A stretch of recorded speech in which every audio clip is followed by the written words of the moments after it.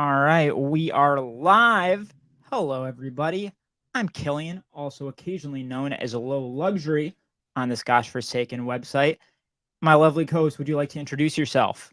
I'm Mr. Brave Newware, also known as Christian, and you are listening/watching The Bias Cut, the one and only and first podcast about fashion hosted by two losers. My Is it name's the Christian. first podcast hosted by two fashion podcasts by two losers, or the first fashion podcast that's Period. also hosted by two losers? I don't know. I've been sending emails back and forth with the Guinness Book of World Records to see which one we could crack. Yeah. And they're telling me to stop messaging them. Period. So Yeah, I think they're just jealous because we really should have first fashion podcast locked up at this point. Yeah. Like, what Yeah. else counts if we're being real? Nothing. Pair of what? Para who? Excuse me? I like those guys. I like those guys too. I don't know why I said that, Christian. You should really shut your mouth because maybe they would come on the podcast at some time or help us in some way. We really need their help. I was about to expletive, but we're still early. We might get shut down if we swear too early. You know what I mean? 100%. I know that YouTube just changed its profanity rules, and I don't know what that consists of because I did not watch or read. I don't pay enough attention to any of those things, and that's probably why I'm not more successful. Yeah.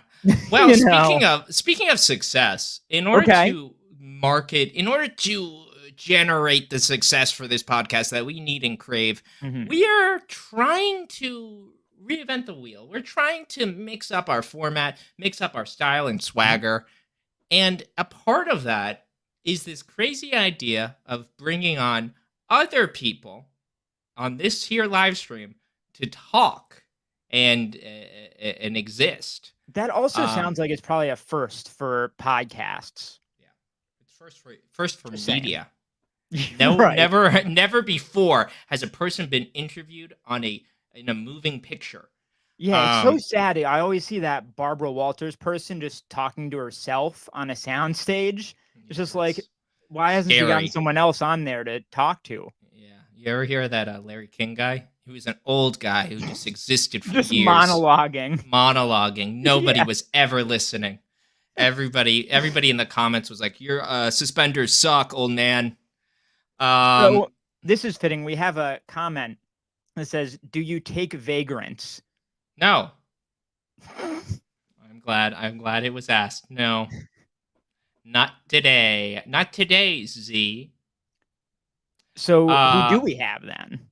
That's a great question. So faithful viewers and listeners of the podcast will know that 2 episodes ago, we asked the audience to draw pictures to be submitted in the hot new brand that we are desperately attempting to launch. Correct. And because I'm a bum, I didn't look at my DMs and I missed this user's submission. But no. I think he's got a great idea. I don't know what it is, but I think it's good. And that's high praise, just blind confidence in this concept. Yeah.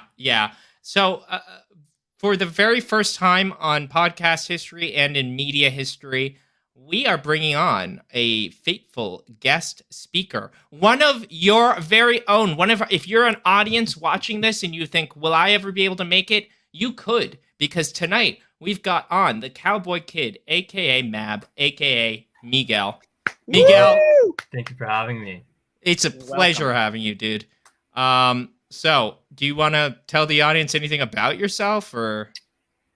Yeah. So first off, thank you again, Killian and Christian. None of my views are actually my own. They're both of theirs. So anything I say reflects upon them first and foremost. 100% not.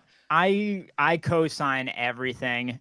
And that also means that Christian does, despite whatever he says. Be very careful. Okay, that's cool. That's very cool, Cowboy Kid.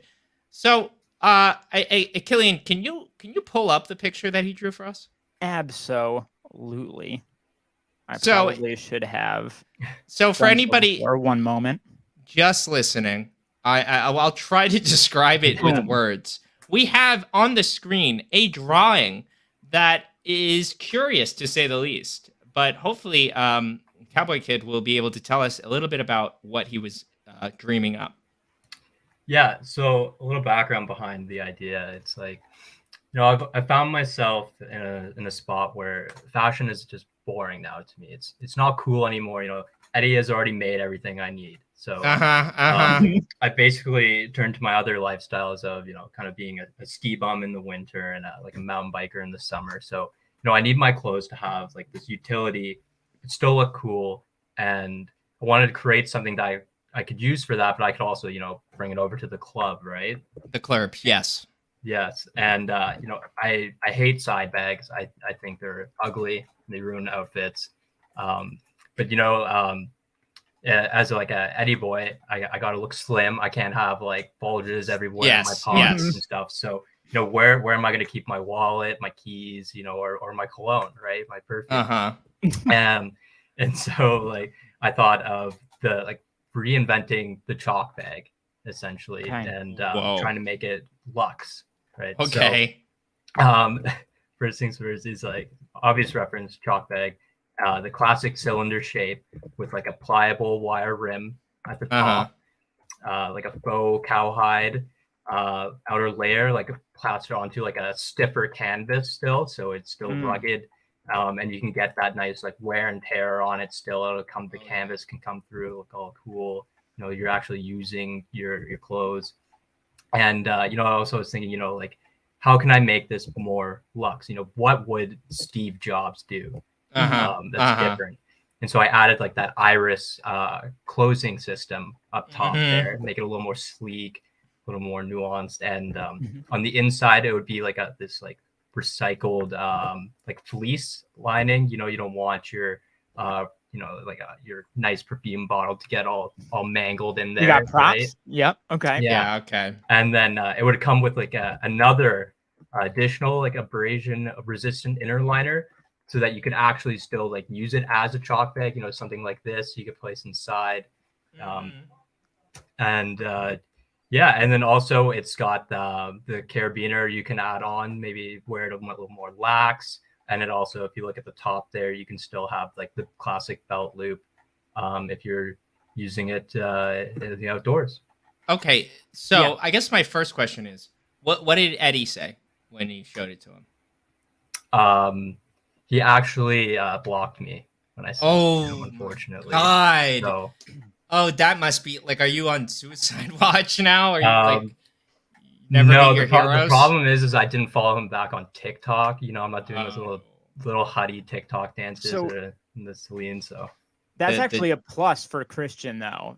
Being blocked by Eddie is pretty much guaranteed to get you a job at Christian's brand.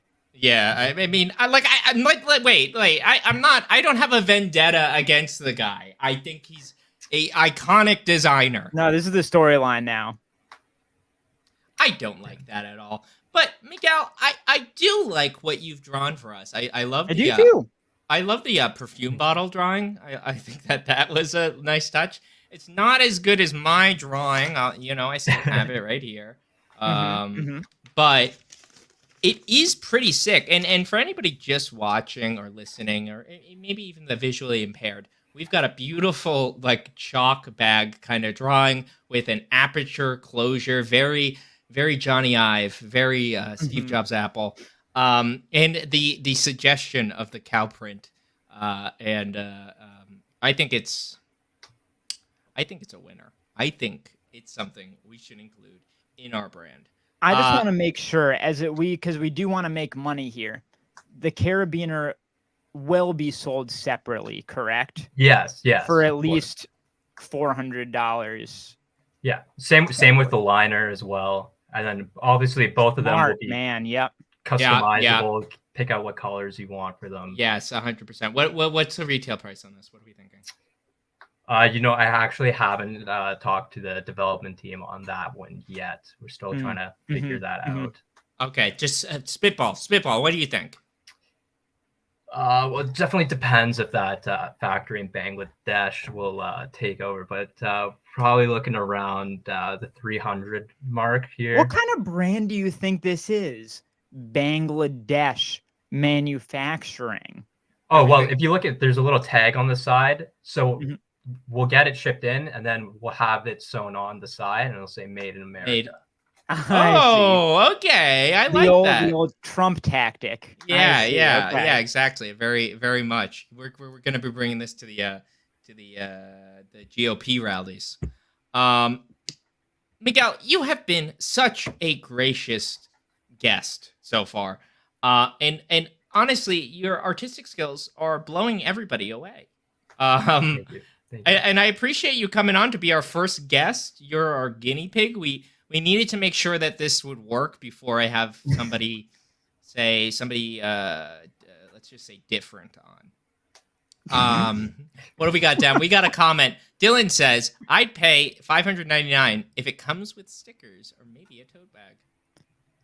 A tote bag for the chalk bag. That's stupid. You know what? See, if that's if another a thing. luxury brand sold this, guaranteed it would include a dust bag for the bag. Yeah. 100%. No, but that could be part of our additional product line, right? Because there's the carabiner, so you could hang it off of the tote bag, right? People do it with their Nalgene's all the time. Right. Yeah. I saw a TikTok about what fashion is, and it was just a guy adding more things onto a carabiner and putting it on his pants. That's fashion. Welcome to the world of fashion. Anything else, Miguel? I don't want to torture you too long. Please. Any last words? No, that's everything. Thank you again for having me. Sick. Yeah, of course. Thank you so much for hopping on. This was sick. You're in. This is our next product, and we will be making it, but we'll let you know if you're going to be involved. Yeah, of course. It's the Virgil Abloh effect. Exactly. Send me something, and we use it regardless, without compensating you. Everybody give a round of applause for the Cowboy Kid. Woo! Thank you, Cowboy. Applauses. And hopefully we'll see him again in heaven. Indeed. Cowboy, hop in the chat. Stick around. Get it going. Get the party started in there. So I hope everybody's warmed up for a wild episode. Big K, what are you feeling? What's our first topic of tonight? Our first topic for tonight is the mulification of everything. Dun dun. Do you know what I'm talking about here? Do you have a vibe on what I'm thinking here? No, I have absolutely no idea. We never talk. You just say things to me, and you happen to be on the same live stream all the time. You just flow. It's what I appreciate about you. Yeah.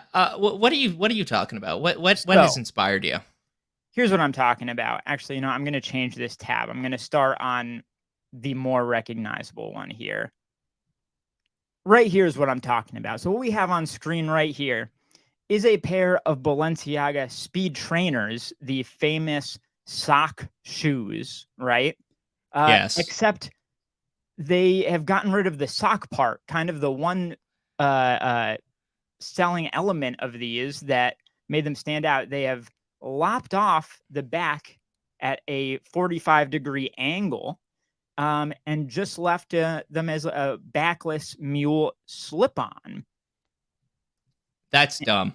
And this ain't the only thing, okay? I pulled up just a few examples of this.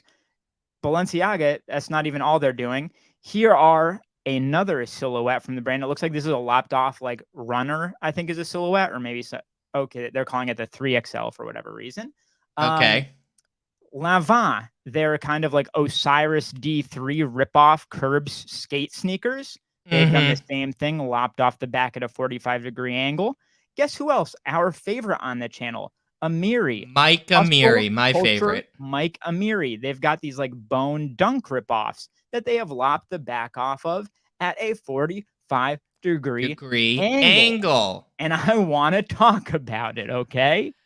You know what it looks like to me, and these have been happening for a while. Half of these mules look like somebody is just stepping into a sneaker and wrecking it. Like they're just squishing down the heel. I Yeah. mean, that's what it looks like. It looks like somebody is just straight up wrecking their shoes.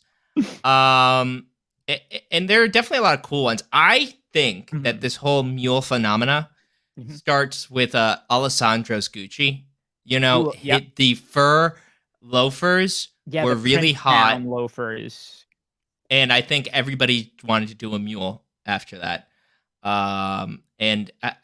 Like the sneaker versions, those are the ones. So we got on screen. If you guys are unfamiliar, it's something like the classic Gucci horse bit loafer, but it doesn't have a back, and it's like a brown fur on the inside. Yeah. And it was a hot sneak shoe when Alessandro took over Gucci. And I am thinking that it's responsible for the whole craze. But why do you think? Because I understand that like dressy mules have been a thing for a long time. I think I agree that Gucci kind of popularized them in modern high fashion.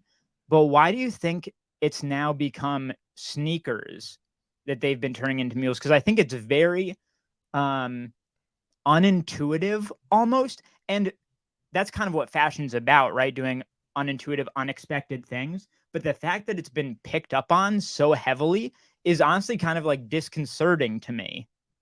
Yeah, I'm disconcerted as well. Like Yes. I'm unnerved by it. I'm like, ugh, ugh. I mean, I think it's just like it's just like a like a marketing team going, sneakers sell a lot and mules do. We put them together. Right. There is a part of me that wants to think that maybe there is some like they're connecting some dot between like comfort and ease, and it's like, what's the most comfortable and easy thing to wear? A sneaker mule. Right. And I think maybe it was New Balance. Somebody did do like one that I thought was kind of cool. I'll admit that. We do have a theory here from Dylan. It's a strong theory. Have you considered that when you wear any of these shoes, you have the unique opportunity of saying, I just flew in from LA and boy, are my mules braying? No. I think that may be exactly why all these companies are making these. I think that's exactly it. That can't be it. Go ahead. No, I was going to say, it sounds like Dylan just returned from LA and they're like, I've been to Bali once. I just came back from LA and boy, are my mules muling. Yeah, I mean, they say write what you know. You know what I mean? Yeah, exactly. That's what we do on this podcast. So we write what we know. Yeah. I did have a thought though. I had a thought just as we were talking about this, kind of, I don't know, a bad faith, conspiratorial thought. Is it possible that all of these are being made as a way to repurpose unsold stock? Oh my God, you're a genius, dude. You're a genius, Killian. Hey, I'm a genius. That must be it, because it's like all you have to do is take a shoe and cut the back of it off. Like if you look at this, you legitimately, absolutely could make this out of an existing regular curb sneaker. You just lop it off and sew up the edges, and you're pretty much done. I feel like. I might be imagining this, but I feel like Margiela did a mule where it looks like it literally looks like somebody took a saw to the back of a shoe. That's not how you spell Margiela. Oh, it's close enough. I want to see them. It might be like those replicas? German army trainers. I don't. Well, let's see an edge. Let's see the edge of it, because like it literally had like a raw edge. The ones I'm thinking of, like the. Something like that. Yeah, I mean, I think we're getting the idea. Yeah. So we're scrolling. For anybody just listening, we're just looking at Google Images. Yeah. Of Margiela. Something I did want to show off. Yes. And if my mic is being weird, sorry. But something I did wanted to say was, so I'm showing off my pair of our Legacy mules. Oh, I love these. I love these shoes. These are the only shoe that I've ever bought, like at retail price. And they're like my go-to summer shoe. I love this. Really? Yeah. So I'll say my experience with mules. I had one pair of like Suicoke mules that I sold because I think I'm just like not a mule person. I don't understand the physics of how they stay on your feet. At this point, I have Yeah. one pair of like Birkenstock Boston mules. And I think the only reason those work for me is because the like cork sole molds to your foot and keeps you in. But like anything else, it's always just flown right off me. I don't know. Well, what's your experience been? Those are the Fear of God Birkenstocks, right? Yeah. The Please tell me that's right. Feliz. I was sold when he came on our episode 0. Yeah. Yeah, episode 0. That's a deep cut for anybody listening. Mhm. You know what's funny is one of the first videos I ever did make Okay. was on the Suicoke sandals, which I probably pronounced wrong. And one of the things that I wanted to say about them was it's almost impossible to wear them with socks. You know, I wanted to look like a German tourist and wear sandals with socks, but they're just flying off. But I think what I realized, and now follow me, everyone, follow me. The way, and I'm giving away foot shots for free right now. Yeah. The way that you walk in them is as you're like turning your foot up, you curl your toes. You grip on, and that is the technique. So I understand that not everything in fashion needs to be hyper wearable, but that just seems like too much work. All right. It sounds like you're lazy. It sounds like I'm you're probably lazy just lazy. as heck. I can't say anything And more. if you couldn't hear anyone who couldn't hear Christian when he was leaning away, he was saying that the trick with mules is to curl the top of your toes, and that's what I can't hang with. I am so sorry. This is a live podcast where the audio is seemingly so important, and yet maybe my mic is cutting out throughout this. We'll find out. Just when you lean back, we're all good. Okay, I'm just going to talk really close to it. Like That's good. this. Stay there because we, for our next topic, have some serious business to attend to. Some real hardcore happenings going on here. Can you tell the audience anything that you happen to know? Who is Tom Sachs? Who is this guy? Tom Sachs is a contemporary artist who does sculpture work primarily. Mm-hmm. Do you want to pull up one of his pieces? Maybe. That's a fantastic idea. That's a great idea. Just in case you guys were wondering, Tom Sachs is a contemporary artist. And he is known for doing, like sculptural or physical like pieces. And here's some. We're looking at some right now. It kind of looks like found items, kind of like what's his name? So found items like that was a art style in the mid 20th century where it's just like objects and replacing them in this kind of setting. And then they have like a sculptural base. But why are you asking me about fine art? I don't get it. I'm glad you asked. It's because, let me just hop right on over to this tab called The Sick Abusive World of Tom Sachs. Are you surprised?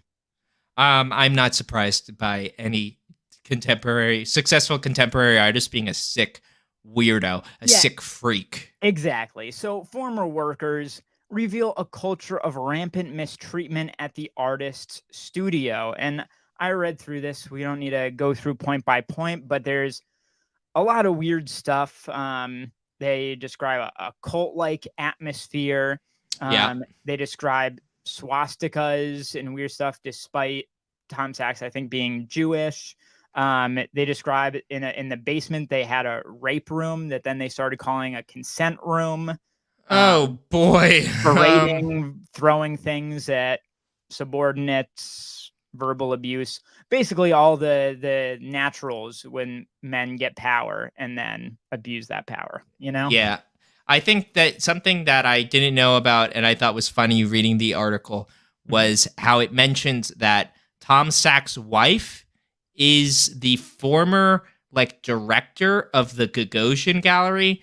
And that's just hilarious because if for anybody who doesn't know, I forget his first name, but Gagosian is the most prominent contemporary art dealer. He is the kingmaker in that space. He has probably an oversized monopoly, and it just goes to show, of course, that guy's wife is like the director of his galleries. So like that's a easy win. And I know this isn't an art podcast. Fashion is art, kind of, but I have this pet theory about anybody who's a successful artist. They are 50% just a social climber. They are a social butterfly, and that is their whole je ne sais quoi. Like, yeah, from what I understand, and I'm like, I will be the first to admit, I'm like not really a fine art person. I'm more like music, film, clothing, that kind of stuff. So fine art never been my thing. But from what I understand, right, maybe more than any other artistic pursuit, it's very much about getting like patronage and kind of getting the cosign from the wealthy, because your industry only exists to really launder money through you for them. It's a very weird world, right? yes, 100%. And I mean, like, just to name a few. Pablo Picasso. Everybody thinks Pablo was a pretty good artist. He was notably, other than all the consent that he did with various women and prostitutes, he was known for being very much a social climber. And I think that if you consider, like, would he have been successful if he wasn't? No, 100% not. At least not in his lifetime. Nobody would have ever known him. Yeah. Francis Bacon, and of course I'm talking about the founder of the scientific method. No, I'm talking about the artist, Francis Bacon. He was also notably a very electric personality in like parties. He was always drawing attention to himself, despite being very depressed IRL and an alcoholic. Artists, again and again, when you look at artists, right?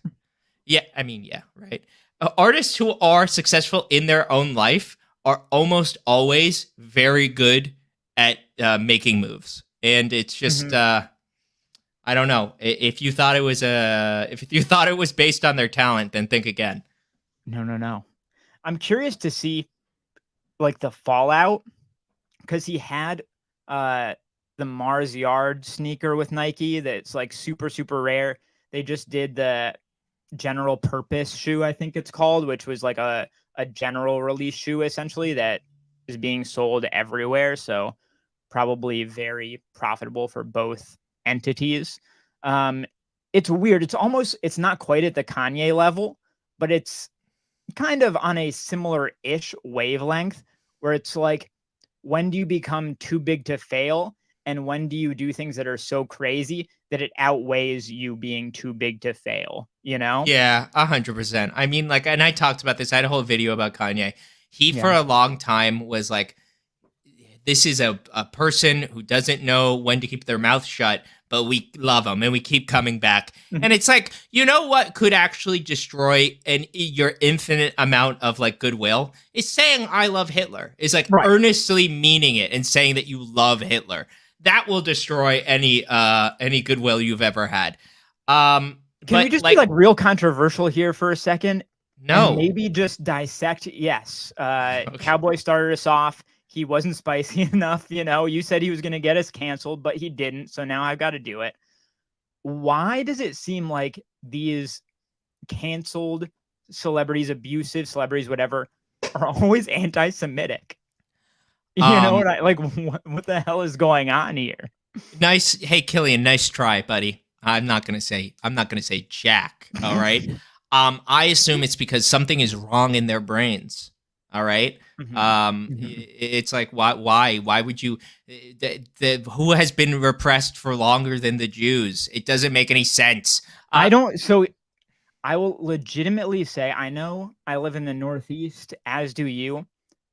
I have met one anti-Semitic person openly, at least in my entire life. There was a literal Nazi that I went to high school with in my public high school. One in my 31 years of life. And then it seems like every famous person who it turns out is abusive is a Nazi. So, you know, Killian, you're a DIY hardcore punk. Did Yeah. you tell him Nazi punks fuck off? Did you say that to him? I tried to tell him. But then he was like, "Hey, but Screwdriver, their first album's actually really sick." So, And so what? So like, did you win in that case, or was he like? it was kind of a stalemate. No, that's just what like all Nazis say. They really like Screwdriver. Well, Screwdriver was a good album. It's like, shut up, you idiot! You don't get it. The last thing I'll say on this Tom Sachs thing, and it's really not even Tom Sachs related, is if we're taking bets on the weirdo cult leading artist pool, I will take Daniel Arsham, please. I was gonna say that. I bet he's gonna be like, he's a psycho. He dips people in white plaster and like he makes people like parade around them. He seems like we got Z who's getting all upset in the comments, like he loves that guy. Like he buries his production assistants in his Zen garden, like goddamn. Yeah, I could believe it. Let me think. Jeff Koons, I think probably, but that's not even surprising. Right. That is kind of like, yeah, so what? Tell me something I don't know. Who else is a contemporary artist who's on the next list? You know, they tried to cancel what's his name? Artist in the 70s. He did hyper realism drawings. And I'm sure people are yelling at their screens trying to remind me his name. And he did the pointillism sort of stuff. Damn. I'm sorry. Pointillism, but also Paul Hollywood. Not Paul. No, but Paul Hollywood. Did you hear he got Me Too'd? Paul Hollywood? Yeah. He got Me Too'd. Yeah. No. Yeah. What do you think that handshake that he does? You think that's normal? He got Me Too'd hard. Oh no. I guess we're not getting names for your 70s artists. No, there are people who could tell me. The Paul Hollywood thing is a joke that I have with my love interest Caroline. We just, whenever somebody mentions Paul Hollywood, we say, "Oh my God, he got Me Too'd," because he seems like he would. You know, he seems like he's just ready to get Me Too'd. He's too confident. Come on. What is the Chuck Close? Chuck Close. Oh, it was even in the chat.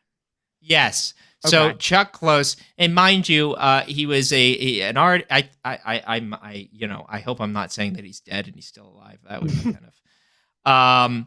But keep in mind, about halfway through his life, he suffered an injury or an illness where he basically was paralyzed. But he continued to create art. And as of recently, he is either well into old age or he might have passed, and I'm forgetting. But there was like accusations that he was maybe inappropriate with his staff. And I don't know why I'm bringing this up.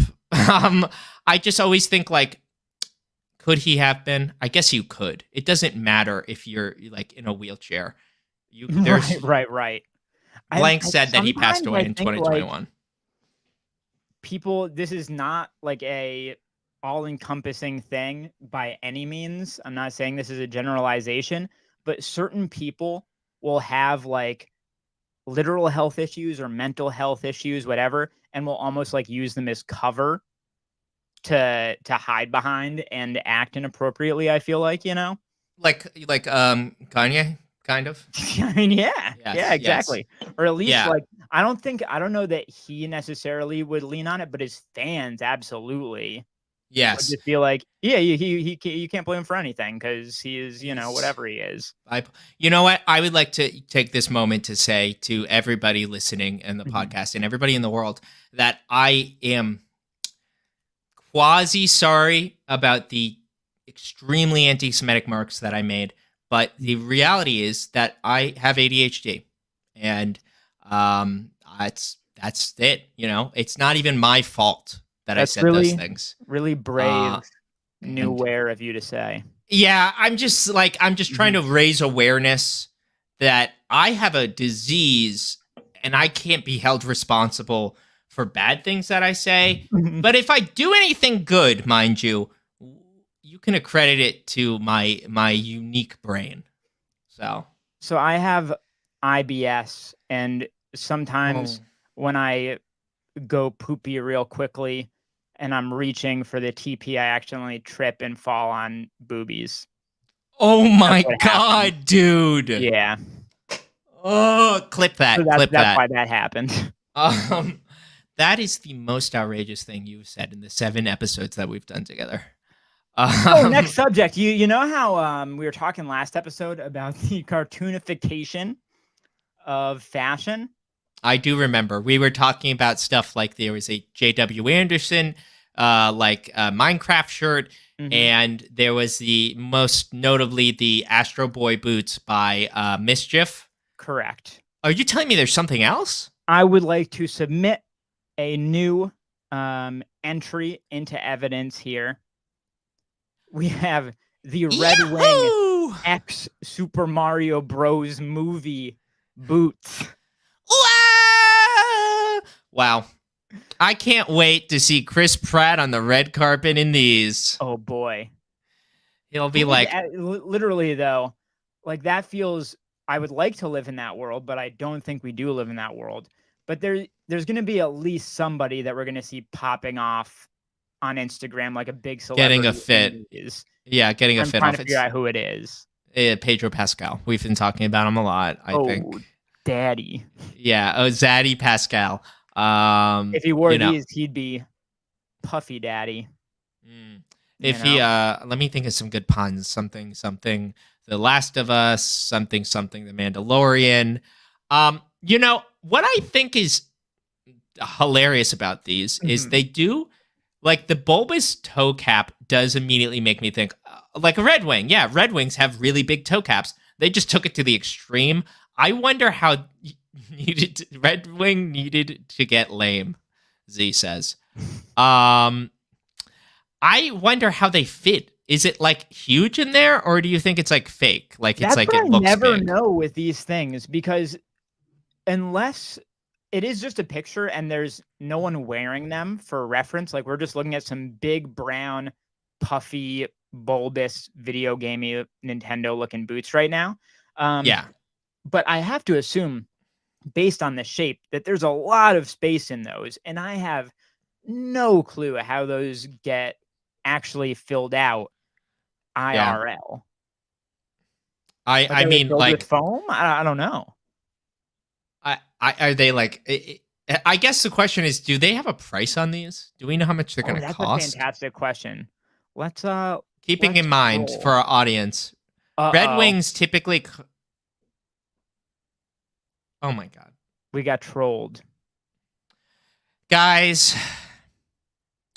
At the bottom of the article, it says the boots are not for sale. We're doing exactly what they wanted us to do, which is to give them press for a product that they are not actually going to produce. I hate that. Killian. Oh my god. It's just a picture.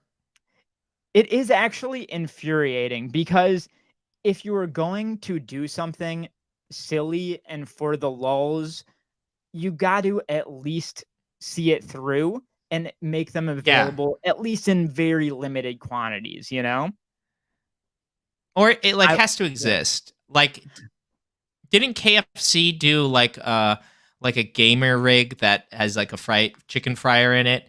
I'm so glad you brought this up. I think they made at least one. I cannot, or I guess I can, but I should not reveal the corporation that I work for. But I work for a large business, and all the time we do things purely for PR. Like, we will launch a new product and get tons and tons of headlines about it, do a press release, get tons of press. But the thing is, we only do it in one store. So like, we did it, but everyone who's reading the headlines, they're never actually going to be able to get it, you know? Yeah, Killian, I know I'm putting you on blast, but for everybody watching, yes, he works at Philip Line. Correct. He saw my video. Yeah. He was like, wow, you're so creative and smart. and you really made me realize some things about myself. Will you come on board and help me fix them? Yeah, he was like, listen, I don't know if it's just the cocaine talking, but you're a genius. Yeah. I need you on my team because I'm very homophobic. I love it when designers are homophobic. It's like, it's so crazy. It's like, how have you been in this industry? Like, what did you expect? That's the crazy thing is even getting down, like I understand terrible people break into all sorts of industries, but even just getting down, like when you're a fashion designer, you need stockists. Who is the stockist that is buying Philip Plein stuff? I do not know. I do not understand these things. I would have assumed that Philip Plein's entire business would have collapsed when Russia invaded Ukraine, as all of the oligarchs. The same thing. All of the oligarchs, either their money's tied up or they can't even buy it anymore. How is it he hasn't gone out of business? Because even though it sounds like a joke, like saying, haha, Russian oligarchs would wear Philip Plein, that's literally one of his biggest markets. Literally. As I did the research for my video on him, and it's Russia and the Asian market, like mostly China, are his two big markets. I don't know. I guess after China opening back up was good for business, maybe, or maybe he's limping along. Maybe we'll see what happens. Who knows? You know, it's crazy. You would look at his clothes and go, this is the most gaudy, capitalist, grotesque items ever constructed. Mm-hmm. And it's two communist countries that are slurping it up, that are like, yummy, yummy. I love his designs. It's probably big in Vegas. Kyle's right too. Almost certainly big in Vegas. Yeah, the Russia of America. Yeah. You know? Yeah. No doubt about. So I think we can probably squeeze in one more topic before we start chatting with the homies, which if you're listening to this after the fact, make sure you join us every Thursday at 8 so you can chat with us and we'll read your stuff and interact with it. So, what he said. Final topic for the day. Motocore. Motorcore. Motocore sounds better. I don't know. Vroom vroom, baby. So we've got a post here from a High Snob. They're calling out that a trend gaining momentum is motorcore, as they say it. And if we're going through here, obviously it's a lot of leather. It's a lot of kind of multi-tone track stuff, padded jackets and pants. You know the aesthetic. Motorcycle, motocross, kind of two separate things, which I would like to talk about. Yes. Moto boots, of course. Oh, the ambush. Going in that direction, kind of like cyberpunky motorcore. Motorola, maybe, you know, like a Razr phone. Who knows? I like it. What do you think? You know, well, Killian, don't bury the lead. You wanted to talk about this because you do not like it. You do not like the aesthetic. So we're diving right in. Yes. So here's where I would like to make the distinction, please and thank you, because I think we should separate these out into motorcore, as in like motorcycle biker aesthetic, and motocross core, which is, let me go back to this site right here, which I would say is more along the lines of the kind those of like boots, padded, boots, this padded track stuff. I think they're two quite different aesthetics, because if you think about it, on the motorcore side of things, I would put, there's some Rick Owens stuff, very nice, that falls into there. Like Chrome Hearts leather kind of stuff, very much, I think, up that alley. And I mean, it's a biker brand, right? It is. Yeah, exactly. That is a biker brand. So, and I can vibe there. But then on the other side of the spectrum, Rude, RHUDE, I would say. Come on, Rude boy, can you get it up? Yeah, you were talking. They go into the motocross core very much, and that just rubs me the wrong way. It just feels like tacky and weird. Like, you know that brand, I think, what are they called? Fox? like they make the helmets and stuff. I used I to don't see know if that I all know the them. time growing up. And I don't know, maybe it just reminds me of like the little shit stained kids that I would hang out with that like think they're cool and would go like race four-wheelers or Oh whatever. yeah, I don't yeah, know. yeah. You know what? We're both from New England. I know what you're Mhm. talking about now. Yeah. Yeah. Yeah, that was definitely motocross. Here's my counterpoint, and I Mm. fear that like this in my technology on the technology end has been a train wreck this episode. I have no idea why. So just I'm trying to get as many words in as possible before like my Do connection it. cuts off. You can do it. So the first like pro or like I like this in terms of motocross is Aleeks. One of their very first items was that multicolored leather Mhm. jacket. Can you pull it up for the audience? And this was like the first garment I ever saw from them, and I don't know, there was like something about it where it was super weird and compelling. Mhm. And you know what? While you're doing that, I need to grab two things to show everyone. Please. Yeah, so we've got it right here. I believe this is the one that Christian's talking about. It's kind of, I would say, verging on the cyberpunk almost kind of Yeah, anime-esque a little bit Evangelion. If we could go back to last episode's talking point, maybe. we can't talk about that again. No more. I have. This is a jacket I designed. It's the only thing I've ever made, and it's very motocross inspired, Mm-hmm. as well as ripping off a lot of designers. So I'm actually curious. How did you end up making that? Save it for another episode. I can't even talk in this one. Fair, But fair. here is a pair of vintage DKNY jeans that I've had for a long time. They are sick. This is the type of piece where you don't really appreciate it until you have it. It's just like the material thickness, the cut, these knees. I love these jeans so much. I have like done every kind of like reconstruction to them that I can. This for anybody who's just watching. Gooch. I got a whole. I have sealed up multiple gooch holes in order to keep these alive. Listen, are those like hardened at the knee, or is it they're not ruching kind of? It's like ruching. It's padded, but the entire denim is like a really heavy weight. It's the type of thing that they just don't make it like this anymore. They just don't like the quality, but it really does. I think ultimately those kind of look like, maybe you would think that looks like a mall jean because it's like the Balmain ripoff, but they really, the way they fit and feel and look.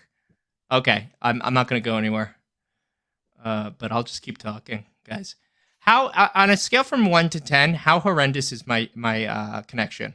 Just let me know in the comments. I think the video is worse than the audio, and the audio is well, more that's important, okay. I would argue. So yeah, that is 100% true. These have been on my chopping block for God knows how long. We have a pair of elasticated waist Balmain Moto jeans. Whoa! There you go, baby. Damn. That is remarkable. Yeah, I don't know why I still have them. I don't wear them. The fit's real weird. That's all I'll say about that.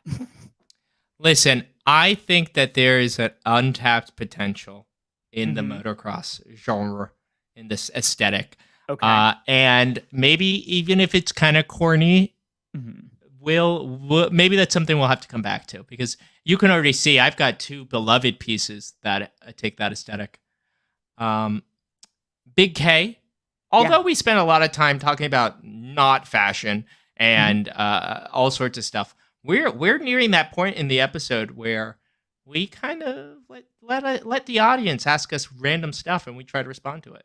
It's very true. Although I want like 2 seconds to bring up my kind of examples for why I don't like this aesthetic, given that we have like 30 seconds left. And I'm not finding the collection. So you're absolutely right. We're going to spend this time talking to the audience. All right. We got 10 minutes. We're going until 9 p.m. tonight. What do y'all got for us? Let us know in the comments. And if you're like a technical specialist, please tell me why all of my equipment would just kind of poop the bed without me changing anything. We have a very important question. This is for you, Christian. Suchio says, Christian, I need your thoughts on Enfant Riche Déprimé because Killian is such a fan. So in the French, it means depressed rich kids. Correct. One of the first pieces that I saw from this brand, this controversial brand, is the one of Mickey Mouse. Yep. Doing something consensually, and the T-shirt is, for lack of a better word, deeply offensive. I don't know what YouTube's new regulations are, so you can Google it. Rather than me describing in detail what's going on there. But there's a lot of like offensive stuff. Yeah. And my initial reaction was, ugh! But I don't know. I don't know if I necessarily ship that. Yeah. But there is something, I have to give them credit that there are a lot of brands that try like fake angst, that try to do things that are shocking or provocative. And that design genuinely is shocking and provocative. I do not think it misses in accomplishing what it wants. Maybe at a bad cost, Like you could put all sorts of racial slurs on a shirt and that would be offensive, but it wouldn't be compelling. There's something about that. Just look at the Kanye runway show that basically kicked off his final cancellation, the White Lives Matter shirt. White Lives Matter. You could totally see ERD doing that. It's just the way in which Kanye did it was just that side of the line that ERD is right here on. So it's such a fine line. I'm surprised you said that was controversial. I have that shirt. I'm wearing it underneath my jacket. Oh, unreleased. You called up Candace Owens personally and said, let me just under the table, consign that over to me. I was like, Candace, I'm such a big fan of your work. Yeah. I don't know exactly what you do other than say bad things, but can I ask this, because this is kind of my understanding of is that it there is that T-shirt that I know about. All of their stuff is way overpriced. It has big LA brand vibes to me. Like it feels adjacent to Palm Angels. Ooh, is it not? Is it not, I ask? I would say not, because there are some ways in which they kind of practice what they preach in a way. They do everything in super, super small batches. It's made, a lot of it is made in much smaller factories or even by hand. Like Palm Angel stuff is made in the same Portuguese factory that all the other New Guards brands are. You know what I mean? I think for me, I feel an authenticity in ERD kind of similar to what you've already said that I don't from the other like LA brands. Right. But what I've always said about them is that I say I like it because it's kind of feels like authentically from the hardcore punk scene that's what I grew up in. I feel a kinship with it, but I would never try to argue with someone who's not about it. You know what I mean? Yeah. That's just my problem with most things. It's like, I don't like to start fights. So right. But do you have like a piece that you're like, this is emblematic? Oh, interesting. Close by, right here. Okay. Somebody else, listen, I got a hard stop at 9. I've got things to do tonight. So cue up your next question. I'll give this 1 second. So this is like a light peach pink trucker jacket, very considered cut, like cropped cut, silk lined, very nice.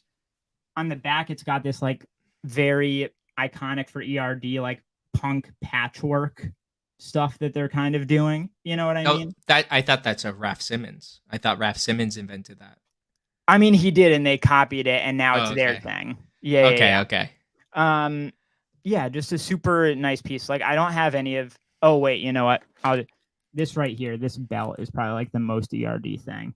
It's like got all these roses carved into it and like spikes and stuff, and super heavy and punk and like hand done leather and all this stuff. And that's probably it. I do not want to throw shade, but I'm almost certain you got that belt at Hot Topic, dude. It's close, right? I don't know why you're lying to us right now. But let me ask you. Here's another thing I would ask you. Yeah. How many times have you been moshed in those garments? How many moshes have those garments seen? I stopped moshing probably in like 08, so no danger of that anymore. Okay, well, I'm whatever. not a real punk anymore. I hang out in the back with a White Claw, and I just watch the mosh. He's not even the sober kind of punk. He's not even the kind that's like dedicated. Do you think, Kennedy says, do you think collaborations for everything are oversaturated to death now? I am doing a video. Here's a teaser. My video on Sunday might be talking a little bit about collabs and a brand that is known for them. Stay tuned. I'll leave it at we can leave it at that. Stay tuned. I think that let me just say this. I think that Supreme really put collaborations on the map, and I think that Adidas, their I forget what part of their wing they called it, but they really started making collaborations a lot bigger around the same time. Like they did this one collaboration with the little known designer named Rick. And I think that initially collaborations were interesting because they allowed brands to explore aesthetics and like cross over in a way that was interesting and kind of gave other people access to it. Yeah. But I think that to a large extent, every marketer has said, we can grow our audience by consuming the people who make North Face. So here you go, Gucci and North Face. Now you're going to buy Gucci stuff. I think exactly what you're saying is what's been lost. And one thing that basically from the beginning I disliked about all the Nike collabs was they were so locked down with their silhouettes. They would be like, you can do a Jordan or a Dunk.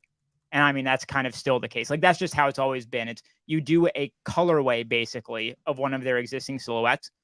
When Adidas first started doing collabs with like high fashion designers, they would let them just do weirdo stuff.